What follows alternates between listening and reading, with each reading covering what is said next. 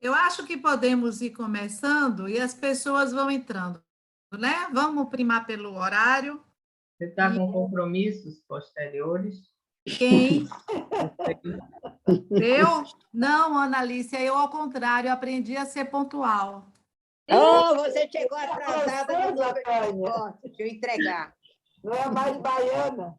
Não sou mais baiana. Então, vamos dar início aos trabalhos. Vamos ter o prazer, né, de ouvir Sônia Vicente, que vai trazer a público, na verdade, aquilo que foram as discussões nossas no cartel D.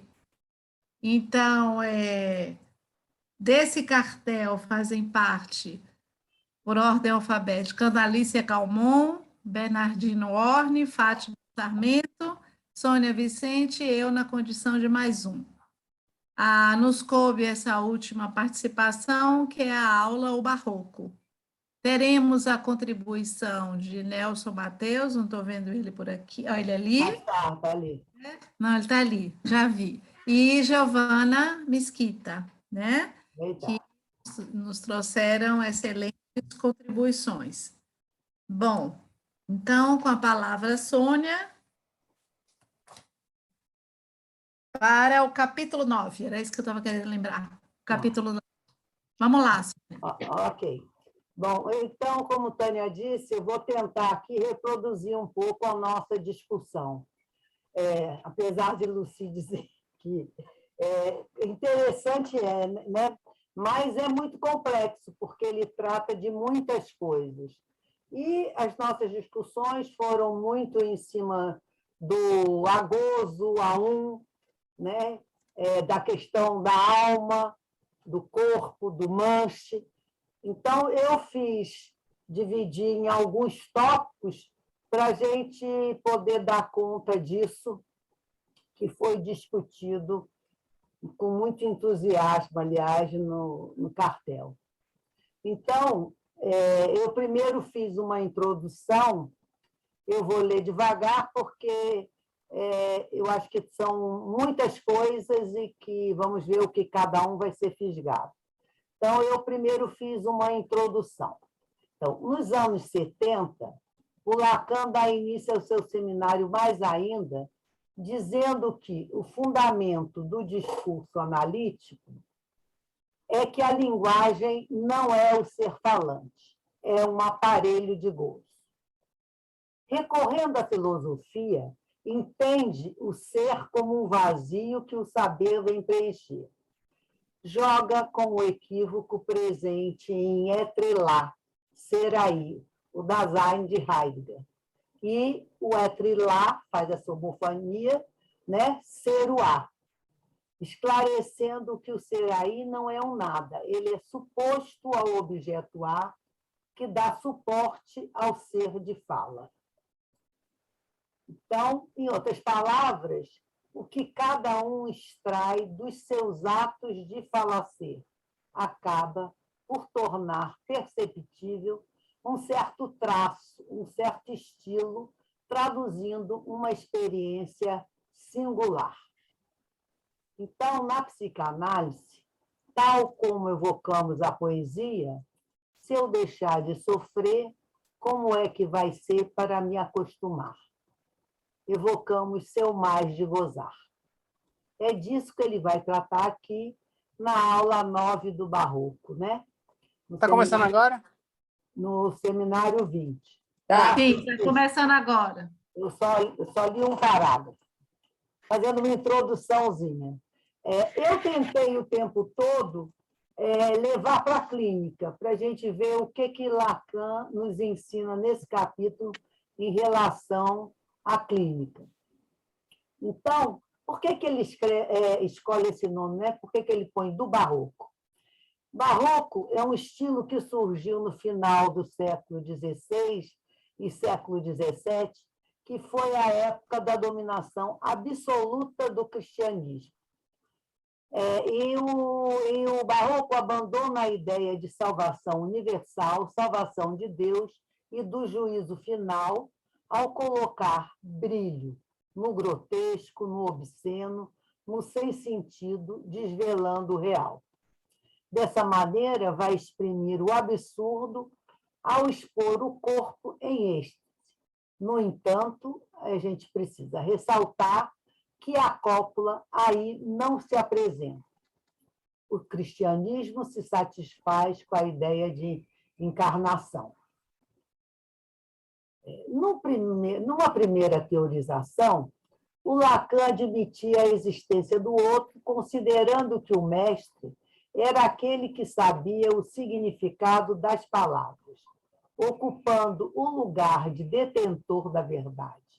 Portanto, não havia um saber em falta, o que tornava o uso das palavras não essencial. Num outro momento de sua produção, época da inexistência do outro, onde, mais uma vez, dá ênfase à disjunção entre significante e significado, o que, em certo sentido, leva a desgastar a polifonia do significando, deixando em evidência de que a língua é fruto de um amadurecimento que se cristaliza no uso. Em análise, engajamos o sujeito a dizer besteira, a falar não importa o quê, até ele não querer mais pensar, até as coisas não terem entre si nenhuma relação, que é o que a gente fala toda hora. E assim poder tirar algumas consequências dos ditos. Nesse percurso, os extratos do seu último ensino comprovam que o uso, o serviço das palavras, se faz essencial onde o saber falta, onde há um saber que não se inscreve, o que indica a proximidade do saber com o real, significando que a linguagem captura o real ao tempo em que é sempre capturada pelo real que sustenta. Então, ela captura e é capturada.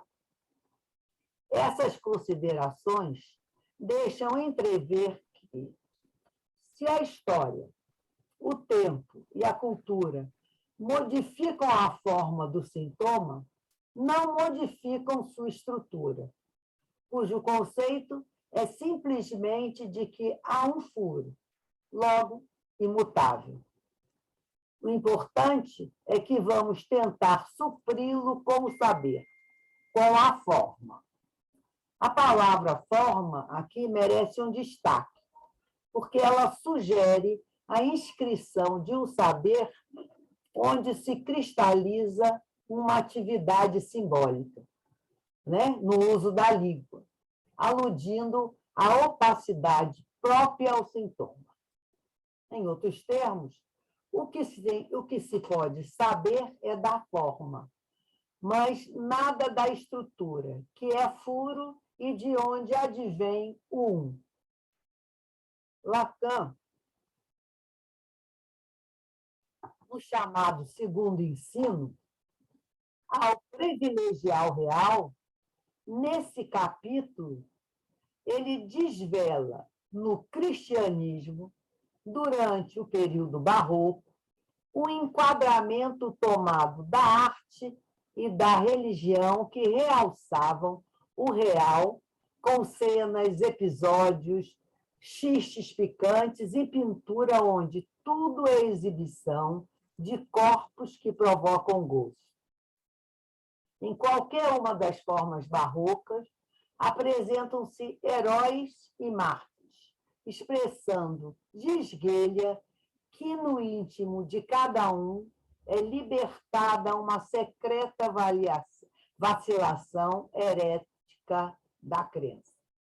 Esse último, que no íntimo de cada um é libertada uma secreta vacilação herética da crença, é uma frase de Carmen Tábuas, né? No Mais Ainda, que eu achei muito interessante, que na questão de herói e mártir sempre aparece algo que vacila a crença. Os mártires são testemunhas de um sofrimento puro, levado ao limite até a produzir o vazio, a morte. Aí se presentifica o furo.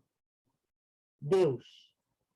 O outro, enquanto lugar onde a fala, por ser colocada, funda a verdade através de suas ressonâncias.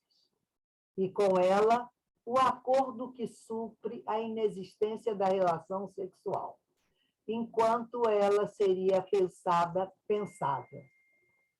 No entanto, o saber absoluto não se sustenta, revelando o fracasso que não para de se repetir. Então, o que se repete é fracasso, o furo. É nessa via que vemos Lacan se interessar pelo barroco, enquanto ligado à cultura, que traz em si a ideia da sociedade que não existe, mas que possui algo que fisga. Ressalta que, ao final, temos somente o laço social, dando-se pelo modo que a linguagem se escreve no ser que fala. Em psicanálise, isso significa agoso. Esse agoso é quando acontece, né, onde tem uma unidade, né? Então, aí, esse agoso. Bom, a partir daí, a gente, no cartel, foi conversando e vimos a importância de que a gente teria que ver assim, o que é algo que é o que o discurso analítico trabalha, o inconsciente. Então, nós nos perguntamos, por que vias passaria o inconsciente tomado como algo que concerne ao real? É essa mudança que acontece no Seminário 20, né? Como posicionar o discurso do analista e a singular ebulição de Lalande, que promove o gozo.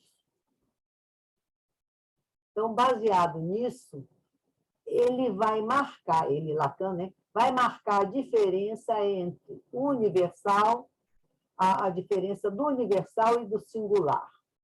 E, para isso, ele enfatiza 2 verbos, pensar e amar, levando-nos a indagar sobre esse conceito fundamental, que é o inconsciente.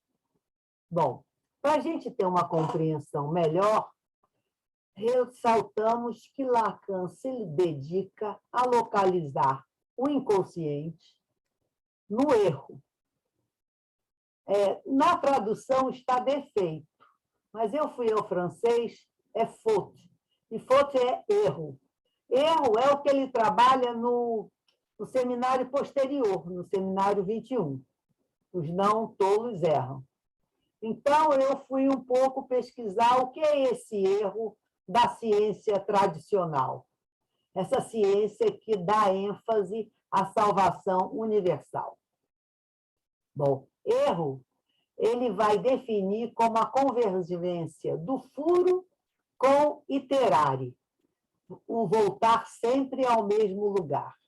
E também como lançamento de algo que, quando para, o que o impulsiona continua funcionando. Então, erro é convergência desse furo e do que volta sempre ao mesmo lugar. E algo que, mesmo parando, continua a funcionar. Então, trata-se do uso do significante através dos tempos, enfatizando aí a errância do gozo. Algo que é sem rumo.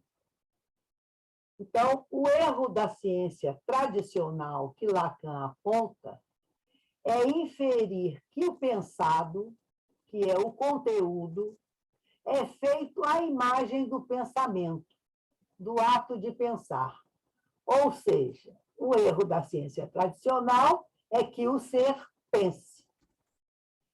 Aí, o sujeito é tomado como objeto, se fundando por sua causa final, viver. Essa é uma equivalência que o Lacan faz no seminário, né, e aponta como um erro da ciência, equivalência do pensamento e do pensado. Então, o pensamento é o ato de pensar, e o pensado é o conteúdo. Então, isso é a ciência tradicional. O Lacan vai mais além, ao dizer que pensamento, isso que eu já acabei de dizer, ato de pensar, quer dizer, ato é potência, o pensamento é gozo, está do lado do manche. O manche é o que dá a orientação, é o suporte da fala, né? É o S1. Nós discutimos do cartel que tem a ver com a ressonância ou com a iteratividade, né? Que o Varão até que trouxe que, atualmente, ressonância a gente está falando mais de iteratividade, aquilo que volta sempre ao mesmo lugar, o mesmo voltando sempre ao mesmo lugar. Então, o Lacan vai além e diz que o pensamento, o ato de pensar, está pelo lado do manche e o pensado está do outro lado, o conteúdo é do outro lado. E nos diz que o que se lê pelo que o manche é a fala. Então, o que se lê pelo que o manche é a fala, só o pensado explica e dá razão. Eu li errado assim. O que se lê pelo que o manche é a fala, só o pensado explica e dá razão. O que se lê é o significado, ou seja, a leitura do que se ouve do significante, que está para além do que o sujeito foi estimulado a dizer. Se lê a letra de gozo, literalmente, no que podemos entender que o furo faz falar. Bom, então, o inconsciente não é que o ser pense, como nos diz a ciência tradicional. O inconsciente é que o ser falando goze e não queira saber de mais nada. Não queira saber de coisa alguma. O falacer tem horror ao ato, que desvela o real. Agora, sobre o manche, a fala e tudo mais, a Giovana vai, nas referências, né, mais tarde, nos trazer Heráclito e Parmênides e vai colocar um pouco de luz nesses pontos. O trabalho dela está bem interessante, ajudou bastante, porque aí eu conheci, vocês vão conhecer um pouco mais do Heráclito e do Parmênides e dessa relação com o saber. Bom, então, dessa maneira, o Lacan vai afirmar, não, que já vem de Freud, não há desejo de saber. O homem já sabe tudo o que tem que saber, afirma Freud. Mas há deriva de gozo.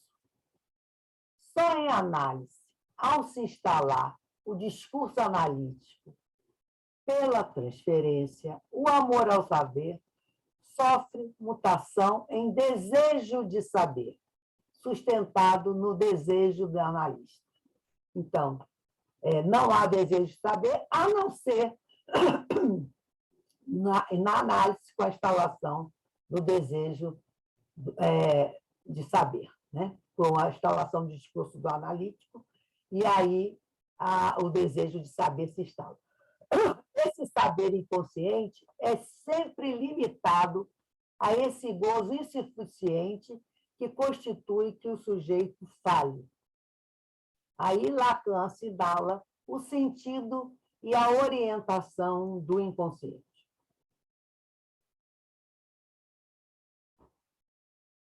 Então, o que a gente está dizendo é que sempre o gozo obtido nunca é o gozo esperado. E é isso que faz falar. Dessa forma, propõe, numa análise, fazer do falacer errante, isso é bem interessante, essa errância de gozo pela repetição significante, um falacer itinerante, que vem da iteração, a repetição do mesmo, a reverberação do furo. Isso ele propõe, então, fazer, numa análise desse falacer errante, que a gente pede, fale, e ele fala sem parar, né, essa errância de gozo, por um falacer itinerante, que tem uma orientação. Por isso ele fala do lado do manche. que dá a orientação. Ou seja, temos que repetir, sim, mas ir mais além. Ancor, em corpo. É necessário consentir no sem sentido, no não todo. Em outras palavras, nessa estrutura de furo, a cifração assinala o limite, demonstrando que o sentido sexual é, em seu cúmulo, o sem sentido. Estamos aí no que Millet chama o inconsciente real. Agora, nesse ponto, o Lacan vai nos recordar o Domingo da Vida, de Raimundo Queneau. É um poeta e escritor francês que nos aporta seu humor chistoso, jogando com o equívoco significante. De manche, diz manche, dizer o tru, dizer o furo. Um desmanche, o semblante, aí onde se reconhece o saber absoluto, revelando ser de gozo embrutecido. Esse desmanchar obscurece a homofonia, o equívoco, causando horror. O Millet faz menção disso num dos seus seminários, La Naturaleza de los Semblantes, que aponta com Quidot em Zazie no metrô, que a culture, não sei como é que fala isso, é um falso semblante que começa com cu, que ressoa mon cu. É uma interjeição de injúria, né? Que Zazie faz frente a todos os produtos da cultura. E revela, assim, um mundo de imundície. Nelson, aí é Nelson que vai nos dar também, nas referências, uma fala sobre isso. Ele vai falar do desmanche de manche, que também Nelson fez uma pesquisa bem interessante sobre Queneau. Aí vocês vão ver. Bom, essa foi uma primeira parte que nós discutimos do cartel, e agora eu vou trazer uma outra discussão também que, pelo menos a mim, me interessou muito, que é da verdade, amor e gozo. A verdade é só uma pincelada, mas que a gente vai conversar um pouco sobre o amor e o gozo.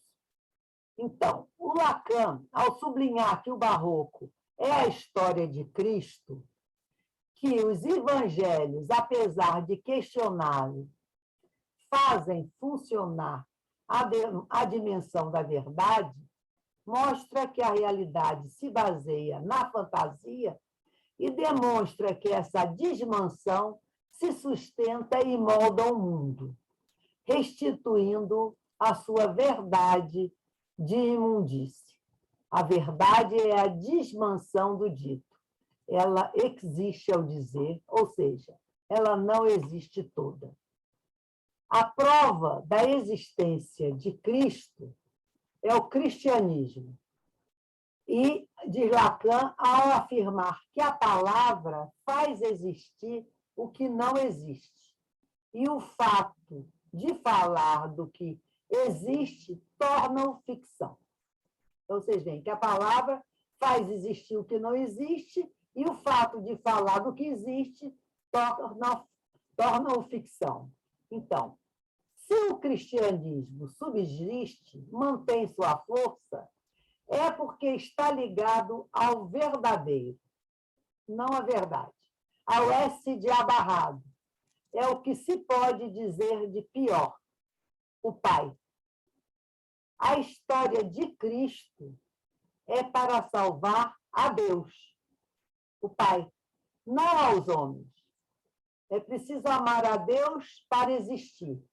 Amamos a Deus, amamos a nós mesmos. Eu não vou falar aqui, mas isso tem a ver amar ao próximo como a si mesmo. O importante é que Cristo deu a Deus um pouco de presença e fez isso pelo ódio de Deus, para que ele pudesse existir. Por quê? Não conhecer o ódio é não conhecer o amor. Então, quanto menos Deus odeia, Ele faz um jogo homofônico de novo. Ilé. Menos ele é, ilé. Menos ele ama. Ou seja, não há amor sem ódio. Temos aí o amor. O amor, ele visa o ser, que permanece em fuga perpétua, reduzindo, sem o saber, ao objeto da fantasia. Explicita-se aí a função mortal do amor, a possibilidade de se transformar em ódio, pois do ser do outro só se obtém alguns traços. O ódio nega o ser. Essa mescla de amor e gozo designa o amor como a compensação ao gozo perdido. Assim, fundamentalmente, o amor constitui-se como um modo em que o falacer procura assegurar a consistência do seu próprio ser. No final da análise, o amor ao ser que existe, ou ser, na verdade ele não existe, é que podemos ler como sou como gozo, que implica o consentimento com a tessitura do amor e gozo enquanto ressonância de La língua. Voltemos um pouquinho a Freud, que nos deu uma interpretação necessária em Totem e Tabu, a morte do pai. É assim que Freud salva o pai. Ao emular Jesus Cristo, ele reagrupa os filhos e eterniza o nome do pai, colocando um véu sobre a castração.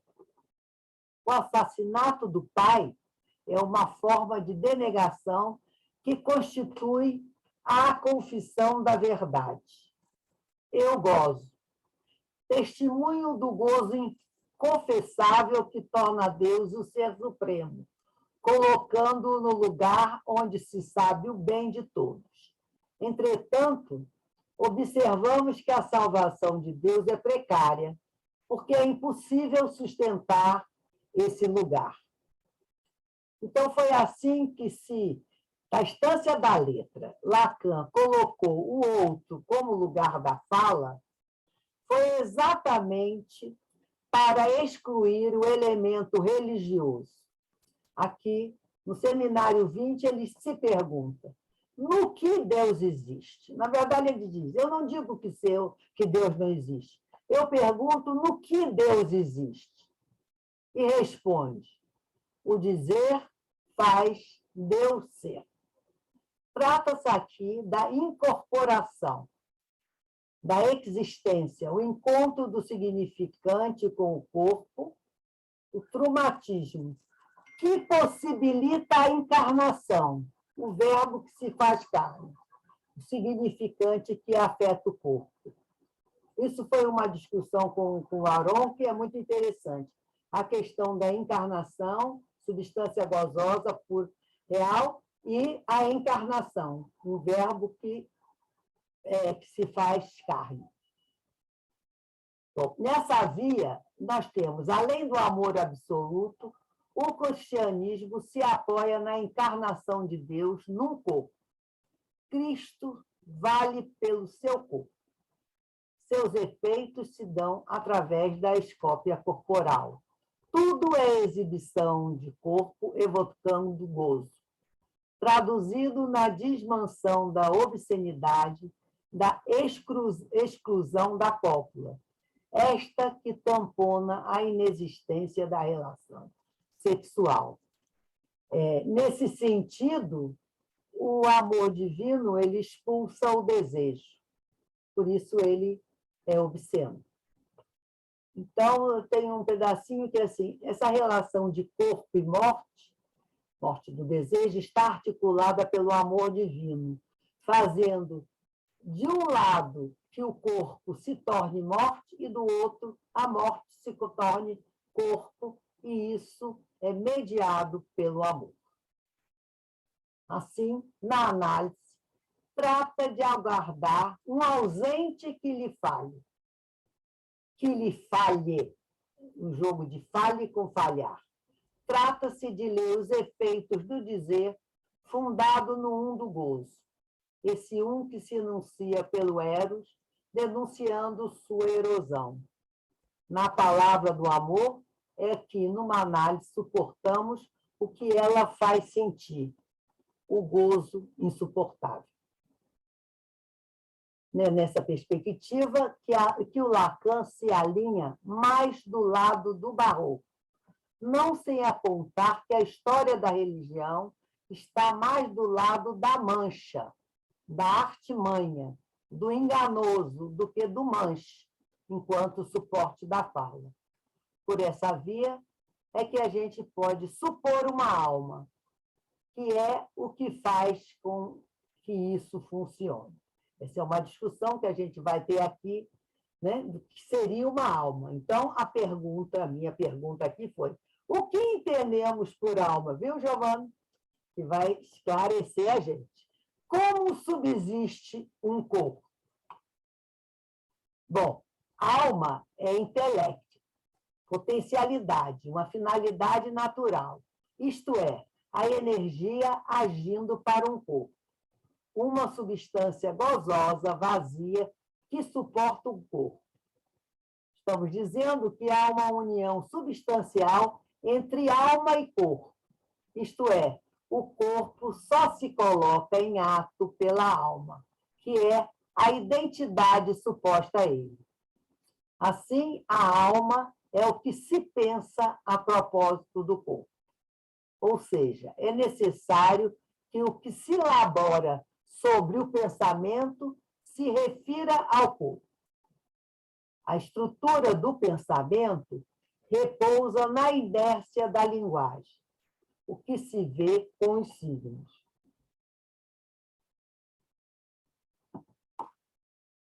Não se sabe o que eles querem dizer, mas se transmitem com auxílio da linguagem.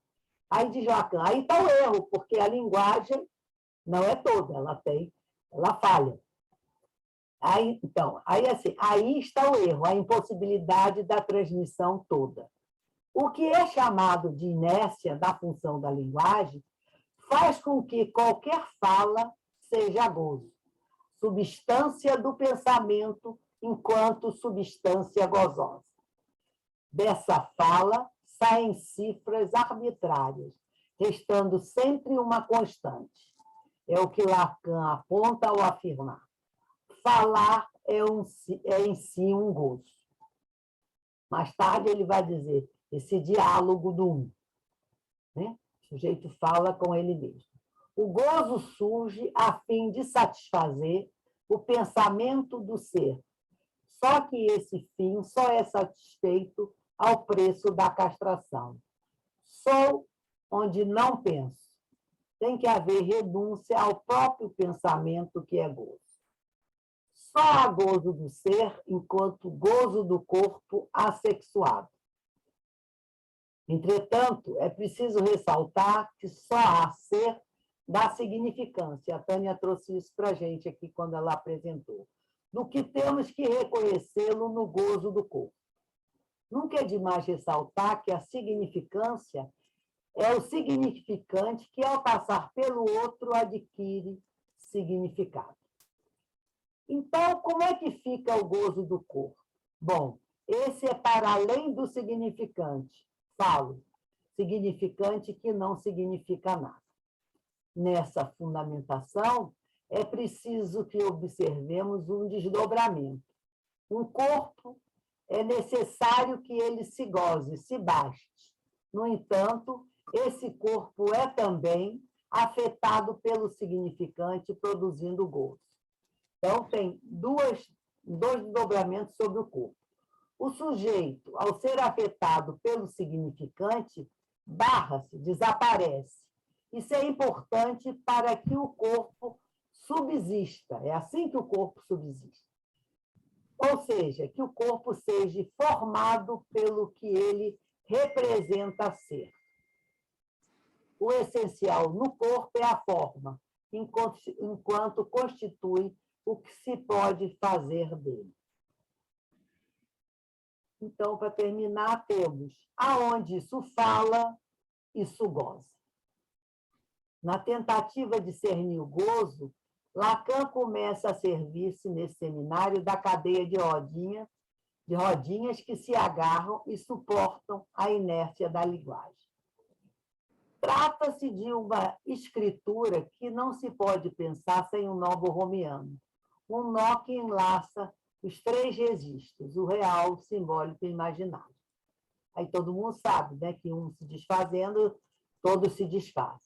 Lacan acreditou poder esclarecer essa escritura na clínica através da frase: eu te demando que você recuses o que te ofereço, porque não é isso. Vou me deter em não é isso, que revela por onde se distingue o gozo obtido do gozo esperado. É onde se especifica o que se pode dizer na linguagem, evidenciando que no desejo de toda demanda há a requerência do objeto A, o objeto que viria satisfazer o gozo, seu parceiro de todo dia. Fala-se para gozar. Aí está a desmansão, onde a lei é a repetição, o que indica que pulsão de morte é inerente ao falacer. Sem esquecer que Lacan traduz tribe por pulsão, por deriva, deriva do gozo. Em outras palavras, para o que é do gozo é preciso colocar uma falsa finalidade, respondendo à suposição do que seria um gozo adequado à relação sexual. Essa é a ânsia escrita no gozo, enquanto desmansão do corpo no falacer é a existência da fala, indicando que todo discurso é dissemblante. Então, a gente pode repetir: aonde isso fala, isso goza.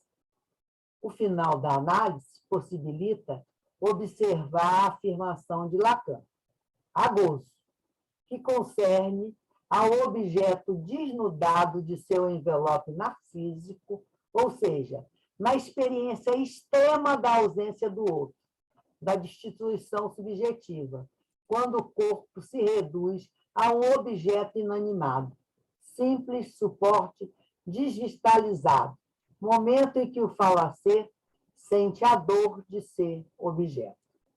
Logo, o parceiro essencial do falacer é qualquer coisa do seu gozo, seu mais de gozar. É o objeto pequeno a, revelado a partir da estrutura da fantasia e suportado pelo amor à la langue. É dessa maneira que o parceiro do falacer é algo dele próprio. Temos aí o gozo autístico. Então, essas foram as considerações que nós discutimos no cartel. São muitas coisas. Eu acho que cada um, né, deve ter sido fisgado por algo. Então, agora, Tânia, né, nós vamos às referências, né? A Giovana e a Nelson. Bom, Sônia, trabalho enorme, né? Porque nós discutimos, mas você fez um texto belíssimo. É daqueles textos que a gente tem que ler umas 3 ou 4 vezes, né? Porque... Verdade, eu também, entendeu? Eu tentei suavizar, mas... Não, mas eu acho que você nos brindou com um documento aqui que a gente vai poder voltar e vir. E interessante, Sônia, que de manhã no carrossel estávamos justamente voltando a essa questão do autismo, do narcisismo primário, secundário, ao estilo mesmo de uma retomada da pena de Freud e de Lacan, né, estruturalista, mas eu até apontei, olha, à noite teremos um trabalho e Sônia vai trazer novamente essa questão da iteração, né, da ideia de que o sujeito pensa que o objeto está no outro, né, até poder, no final de análise, descobrir que está no corpo próprio, enfim. Bom, mas vamos deixar essa conversa para a nossa discussão e eu passo de imediato a palavra à Giovana e depois a Nelson. Ok, boa noite. Me ouvem? Sim. Sim. Ok.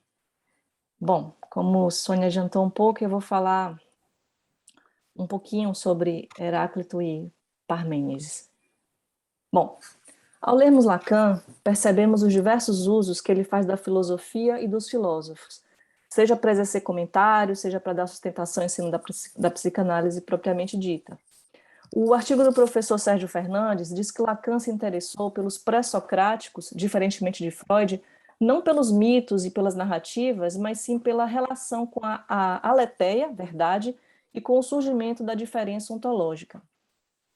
Sabe-se que Lacan teve aulas particulares sobre Parmênides com Bárbara Cassin, uma jovem filósofa e filóloga francesa, por volta de 1975. Durante alguns meses, ela se encontra com Lacan para lhe falar sobre filosofia antiga. Tinha acabado de publicar sua tese em livro chamado Si Parmênides. No entanto, o que é dito no Seminário 20 foi antes dessas aulas com Cassin. Tempos depois, Bárbara Cassin escreve o livro chamado Jacques, o Sofista, Lacan, Logos e Psicanálise. Nesse livro, ela diz que Lacan contribuiu com a história da filosofia doutrinal, na medida em que ele faz uma escuta dessa história pelo lado do analista. Bom, então aqui eu vou tecer breves comentários sobre o parágrafo do capítulo 9, onde Lacan fala de Parmênides e Heráclito. Nesse capítulo, Lacan diz que o pensamento só haja no sentido de uma ciência...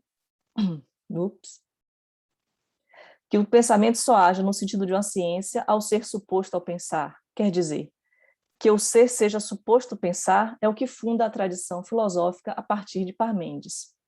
Isso indica uma referência ao fragmento 3 de Parmênides, que diz: pois o mesmo é pensar e ser. Lacan está aí justamente sublinhando a suposição de que o ser é pensável. Parmênides, filósofo pré-socrático, propõe uma identidade entre ser e pensamento, e é isso que funda a filosofia ocidental, tal como a gente conhece. Então, o ser é... Um pouquinho mais devagar. Tá. Então, o ser é e o não ser não é. Para Parmênides, não podemos conhecer o não ser. E por que a gente não pode falar sobre o que não existe? Porque quando você tenta pensar algo como o não ser, imediatamente ele se torna pensamento. Então, assim, quando Parmênides diz que tudo é, ele tira a falta. O nada não existe. Ele tira toda a negatividade. Ele coloca a interdição no não ser para preservar o ser. O que parece que Parmênides está tentando fazer é, ciente da linguagem, ciente do processo de nomear, ele está tentando, do interior da linguagem, construir algo. Vejamos. A linguagem opera cortes. Então, quando nomeamos, estamos fazendo recortes. O que Parmênides faz é, qual o corte mais radical que eu posso fazer? É o corte entre o ser e o nada. Ele usa a linguagem para chegar a esse ponto. A linguagem não fala sobre o nada, mas realiza esse corte. Então, do interior do processo da linguagem, Parmênides vai tentar chegar ao seu limite. De um lado tem o ser e do outro o não ser. Isso é o seu recorte. Do lado do ser está tudo que eu posso falar sobre, do outro lado não posso falar. Esse é o recorte mais radical da linguagem. Então, quando Parmênides diz que tudo é, ele está delimitando alguma coisa e preservando o resto. Parmênides é a promessa de que, pelo discurso racional, vai se chegar à verdade. Se a gente argumenta logicamente, que é o que ele faz, se nós argumentarmos logicamente, se evitarmos contradições, vamos chegar à verdade. Então, o pensamento tem uma estrutura de controle, normativa. Parmênides está no campo da pura transmissibilidade, porque tudo é e tudo se pensa. Mas Lacan segue dizendo que Parmênides está errado e Heráclito tinha razão. É mesmo o que se assina ao fragmento 93, Heráclito anuncia. Ele não revela nem esconde, ele significa, remetendo ao seu lugar o próprio discurso do manche. O manche é um instrumento de controle usado nas aeronaves, uma alavanca que controla os estabilizadores e os movimentos de subida e descida do avião. Pode ser entendido aqui como o discurso do amo. Então, o que é que ele põe no lugar dele? Que o discurso não apresenta o ser. Existe aí uma crítica a essa correspondência entre ser e pensar, e Lacan vai usar o Heráclito para isso. O regime dos signos não é tudo. Lacan vai dizer que Heráclito não está criticando a linguagem, mas está pondo no devido lugar. O manche, o controle, permite a gente circular numa cadeia de significantes, mas isso não significa que você está chegando na verdade do ser. O discurso pode ir tocando o que importa, sem nunca conseguir explicá-lo. O que foge, o que escapa dessa cadeia discursiva não é da ordem do plenamente enunciável. É em relação a isso que Heráclito se opõe a Parmênides. Isso se relaciona com o outro também, pois se a gente conseguisse transmitir tudo ao outro, a gente não teria problema, não teríamos sintomas, a gente não teria as distâncias. Tampouco seríamos nós, seríamos deuses, porque seria tudo transparente, tudo pleno, mas a gente não teria a nossa vida, uma história, né? Nada disso. Essa impossibilidade desse conhecimento pleno aparece logo no primeiro fragmento de Heráclito, o fragmento 1, que diz: desse logos, sendo sempre, são os homens ignorantes, tanto antes de ouvir, quanto depois de ouvirem. Aqui eu faço um parêntese, né? Logos é um conceito grego que tem várias funções. É ordem, estrutura, é linguagem, é discurso. Para Heráclito, o logos não é um produto humano, ele é a estrutura da realidade. E a humanidade do homem se desenvolve à medida em que participa desse logos. Então, a natureza do homem é que ele é constituído por aquele que é exterior a si próprio. Ou seja, nesse fragmento 1, Heráclito está dizendo que não adianta a gente escutar, não adianta a gente ler, ainda vamos permanecer ignorantes. Porque nós somos humanos, porque nós falamos por meio de uma linguagem que não tem a transmissibilidade total. A ordem do logos excede o nosso campo da visibilidade e também do enunciado. Então, faz muito sentido que Lacan coloque a psicanálise do lado de Heráclito, porque justamente as coisas não são totalmente transmissíveis. São circuitos, são relações que a gente produz, repetições, que dizem algo sobre nós que a gente não tem como abarcar, a gente não tem como reduzir a uma fórmula. A gente pode deixar em suspenso se existe verdade em outros campos, mas na clínica psicanalítica é preciso manter esse axioma de que existe algo em nós que não conseguimos falar, que nos constitui, mas que talvez a gente nunca vá conseguir falar. Mas, ao mesmo tempo, não se pode assumir que nunca vai se conseguir falar. Existe, assim, um buraco em tudo que a gente quer dizer. Para Heráclito, isso que não aparece é o logos, isso que organiza a realidade, que dá sentido, mas que também se esconde. Heráclito desconfia da linguagem, desconfia que o que a gente conhece tem um valor, mas a gente tenta conhecer justamente porque tem algo que a gente nunca vai conhecer, que é a causa do que a gente quer conhecer. Kant, muito tempo depois, vai argumentar no mesmo sentido, na Crítica da Razão Pura, de que a gente nunca vai conhecer a causa das causas. E é como se para Heráclito a causa das causas fosse o logos. Então, quando se organiza as coisas assim, passa a se ter outra relação com a linguagem. Não é que se nega o seu valor, não é que se nega o conhecimento. É, na verdade, admitir que existe uma ordem, existe uma estrutura, mas ela não pode aparecer no campo do conhecimento, ela não é enunciável. No entanto, Parmênides não está de todo errado, porque existe, de fato, uma construção, uma isomorfia entre pensamento e linguagem, entre pensamento e ser, que é o manche, que está do lado do manche, como diz Lacan. Kant também vai nessa direção, quando diz que o conhecimento é, ao mesmo tempo, aquilo que impede a gente de conhecer tudo, mas que nos permite conhecer alguma coisa. Mas, ao mesmo tempo, a gente é constantemente confrontado com o fato de que algo nos escapa. Heráclito, com o seu conceito de logos, parece, de alguma forma, apontar para uma impossibilidade da filosofia em lidar com o negativo. E é isso justamente o que Lacan fala no final desse capítulo 9. Ele diz assim: se o meu discurso de hoje não fosse algo de absolutamente, de inteiramente negativo, eu tremeria, em outras traduções é temeria, por ter entrado no discurso filosófico. O truque analítico não será matemático. É mesmo por isso que o discurso da análise se distingue do discurso científico. A filosofia, tal como Parmênides a coloca, é em certa medida matemática, na medida de que tudo é enunciável e transmissível, uma negação do que falta. Por isso Lacan diz aí que a psicanálise não é científica, e podemos acrescentar, não é filosófica tampouco, porque a psicanálise assume e lida com a falta, age na inversão do cogito cartesiano. Aí onde eu penso, eu não sou, e aí onde sou, não me penso, se colocando, portanto, nas antípodas de Parmênides. Bom, eu termino aqui esse meu breve comentário. Excelente comentário, uma outra maneira filosófica de nos trazer o lugar do furo, né? Então, que alguns filósofos tentam tapar. Obrigada, Giovana, e passo de imediato a palavra a Nelson. Boa noite, Tânia. Boa noite. Primeiro, para seguir, eu quero fazer 2 agradecimentos. Um primeiro, a Marcela, pelo convite e por ter me apresentado o Zazie no metrô. E a Sônia, pela conversa que nós tivemos na elaboração dessa apresentação. Então, obrigado. Bem, vou seguir com a apresentação e inicio com a citação onde Lacan se refere a Queneau. É o desmanche, o domingo da vida, como diz Queneau, não sem ao mesmo tempo revelar seu embrutecimento. Esse desmanche, esse domingo, foi lido e aprovado por alguém que na história do pensamento sabia um pouco. Kojev é seu nome, que ali reconhecia nada menos que o saber absoluto, tal como nos é prometido por Hegel. Isso está na página 145 da aula que estamos trabalhando. Aqui há um equívoco significante, que eu pude escutar repetindo esse dimanche, de Lacan.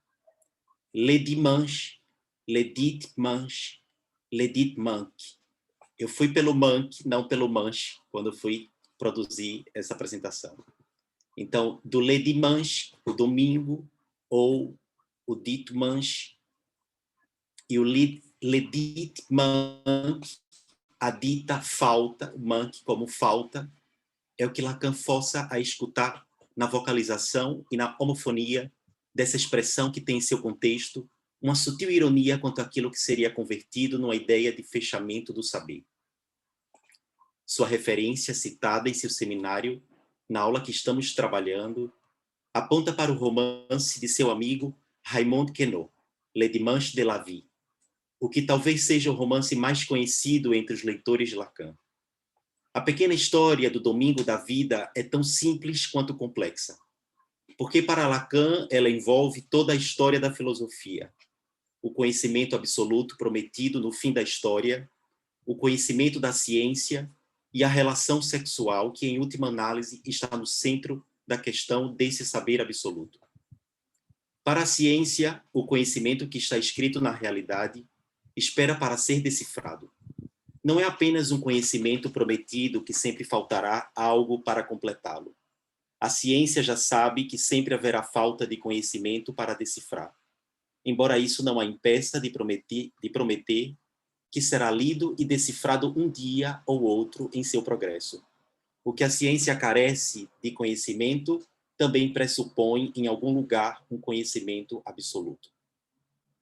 Queneau e Lacan frequentaram como ouvintes o curso de Alexandre Kojev sobre a fenomenologia do espírito de Hegel, na década de 30. Ambos frequentaram grupos surrealistas ao longo dos anos 20. Queneau foi um escritor e poeta francês, nascido em 21 de fevereiro de 1903. Estudou filosofia na histórica Universidade de Sorbonne, em Paris, e aderiu ao grupo surrealista em 24.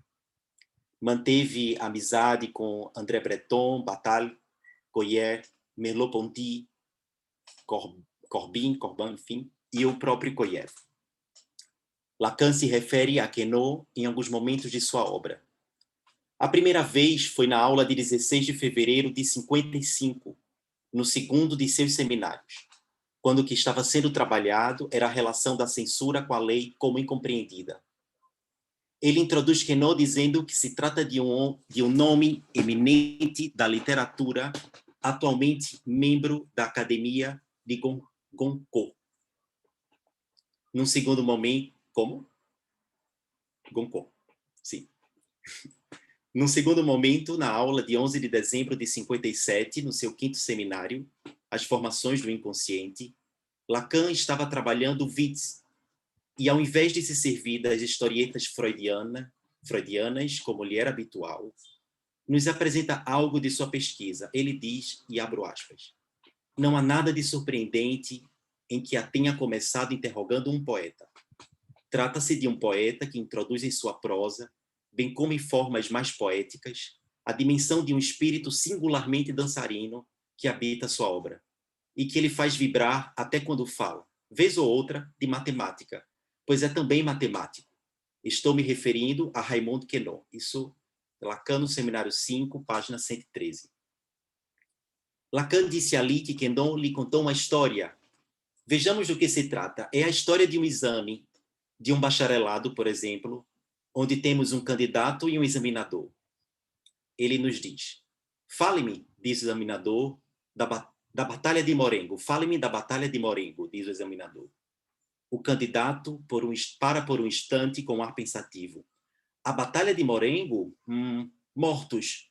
Uma coisa medonha, feridos, assustador. Mas o senhor não pode me dizer algo mais específico sobre essa batalha? Lhe diz o examinador. O candidato reflete por um momento e responde: um cavalo empinado nas patas traseiras e que relinchava. Surpreso, o examinador quer sondá-lo um pouco mais e lhe diz: cavalheiro, sendo assim, quer ter a bondade de me falar sobre a Batalha de Fontenoy? A Batalha de Fontenoy, mortos por toda partes e feridos, uma porção deles, um horror. O examinador interessado diz: mas será que o senhor pode me dar uma indicação mais específica sobre a Batalha de Fontenoy? Oh, diz o candidato, um cavalo empinado nas patas traseiras e que relinchava. Fazendo a manobra, o examinador pede ao candidato que ele fale da Batalha de Trafalgar. E ele responde: mortos, uma carnificina, e feridos, às centenas. Mas, afinal, cavalheiro, o senhor não pode me dizer nada mais específico sobre essa batalha? Quando ele vai dizer um cavalo, o examinador interrompe: desculpe, meu senhor, devo observar que a Batalha de Trafalgar foi uma batalha naval. Oh, diz o candidato, para trás, cavalinho. Lacan se pergunta: será que é a ignorância do sujeito que nos faz rir? Mas ele diz: não estou certo. Bem, a terceira referência a Queneau está no Seminário 11, intitulado de Os Quatro Conceitos Fundamentais. Nesse tempo, Lacan introduz a questão do surgimento e da afânese do sujeito, pondo um acento a partir de onde esta contradiz a ideia de saber absoluto de Hegel. Quando o sujeito surge no nível do sentido, ele desaparece no outro lugar, na outra cena, no inconsciente. Refere-se então ao domingo da vida de Queneau para apontar para a obscuridade contida na promessa hegeliana de que seria possível não mais restar nenhuma ânsia no coração do sujeito. O inconsciente, mesmo, enquanto estruturado como a linguagem, é marcado pela ânsia, não havendo possibilidade de saber absoluto. Koyev traduzirá o saber absoluto, que é o ponto máximo da fenomenologia do espírito, como sendo a figura do sábio, consistindo no fechamento do círculo do conhecimento, em que saber e não saber, razão e loucura, potência e impotência, soberania e servidão coincidiriam. Observem, a dialética aqui dá lugar à síntese, não à ânsia. Seria o domingo da vida, conforme o título do romance de Queneau. Nada mais a fazer senão para todo sempre descansar. A humanidade, afinal, satisfeita, se realizaria no ócio vazio. O trabalho convertido em arte, a atividade em monotonia, o ser humano tornado de novo um animal. A prática analítica, ao contrário dessas pretensões, não conduz ninguém a nenhum domingo da vida. Talvez conduza ao avesso, a um domingo, a uma vida sem domingo, como interpreta Bassols ao trabalhar a obra de Queneau, aqui referida, numa contribuição para as jornadas da SF, sobre o atentado sexual, uma jornada recente, inclusive. O que poderia dar errado? Parece uma boa versão neoliberal dos meandros do amor cortês, compensar a falta de sexo. Ah, sim, desculpa, eu botei essa parte, esqueci de dizer. É que na história do Domingo da Vida de Queneau tem uma passagem de onde gira toda a história, que se trata de um casal que se vê às voltas de como fazer para acontecer a lua de mel entre eles. Eles estão perto do final do ano, em outubro mais ou menos, os negócios não vão bem e eles resolvem fazer um acordo. Um vai e o outro fica cuidando dos negócios. Essa foi a solução para se lidar com a lua de mel. Bassols, inclusive, fazendo comentário sobre isso, ele vai dizer que essa é uma tentativa de eles fazerem a relação sexual existir. Mas vejam que, de toda sorte, a lua de mel não acontece. Mas para eles, sim. Então, o que poderia dar errado? Parece uma boa versão neoliberal dos meandros do amor cortês, compensar a falta de sexo, por exemplo, fingindo que somos nós mesmos que o bloqueamos a partir dessa escolha desses dois personagens. E assim, continuar acreditando que essa relação existe, que, sem dúvida, haverá um dia em que a necessidade de trabalho e o desejo de férias se compatibilizarão. Este dia da história chegará, não duvide, este domingo da vida chegará com todo o esplendor do fim de semana, pelo qual vale a pena tanto sofrimento e trabalho. Lacan, porém, ao se referir a Queneau no Seminário 20, nos sugere algo intrigante. O fato de que Kojev, de alguma forma, dar o aval ou abençoa o trabalho de seu aluno ao ironizar sobre o domingo da vida, num trocadilho da palavra le dimanche com le dimanche, isso sou eu, ele nos diz, não é evidente na primeira abordagem, Lacan nos diz, mas o que tiro daí é que esse desmanche, esse domingo, foi lido e aprovado por alguém que na história do pensamento sabia um pouco, Kojev. Então, ele acha interessante o fato de Kojev aprovar o texto de Queneau, quando, na verdade, o texto de Queneau era toda uma ironia em cima do conceito de domingo da vida de Hegel. Millet, por sua vez, em Dévoration de vie, Dimanche de la vie, não só vai criticar a simpatia de Hegel pela instituição que seria o domingo da vida, como também deixará entrever uma questão: se Kojev conseguiu de fato captar o escárnio que seu discípulo, estamos falando de Queneau, fazia da leitura que seu mestre apresentava da obra hegeliana. Porque nesse texto Millet defende a tese de que talvez fosse Kojev que defendia a ideia do domingo da vida e não o Hegel em si. E ele se pergunta se Kojev conseguiu perceber o escárnio, o escárnio que Queneau fazia da obra de seu mestre. Me parece que se Lacan busca em Queneau, por diversas vezes, uma referência, uma certa relação tangencial com o saber, é porque Queneau parecia antecipar o que Lacan veio a nos formalizar quanto à relação do saber com o gozo. Zazie no metrô é um outro trabalho de Queneau, uma novela escrita em 59, que é repleto de humor e ironia.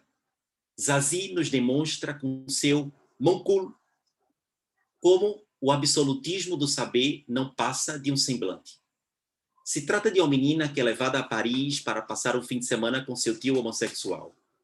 O que ninguém contava era que Zazie já tinha seus próprios planos, ir ao metrô e vestir uma calça jeans. Era o que Zazie queria. No entanto, ao chegar lá, ela descobre que o metrô estava em greve. Se Millet se interessa, por exemplo, por Zazie, em seu seminário sobre La naturaleza de los semblantes, é por Zazie, ela mesma, encarnar uma espécie de cinismo feminino, um ódio muito peculiar aos semblantes. O romance a introduz a partir da saudação de um outro personagem. Bom dia, pequena, ao que ela retruca. Nada mal para um pote.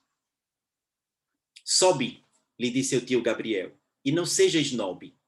Zazie então responde com aquilo que será sua fórmula para furar de um certo lugar aquilo que é da ordem do semblante. Ela diz, snob bon cul.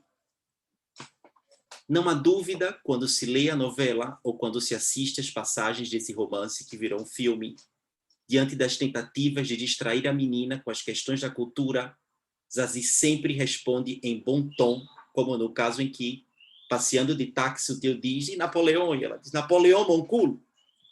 Millet então faz sua leitura.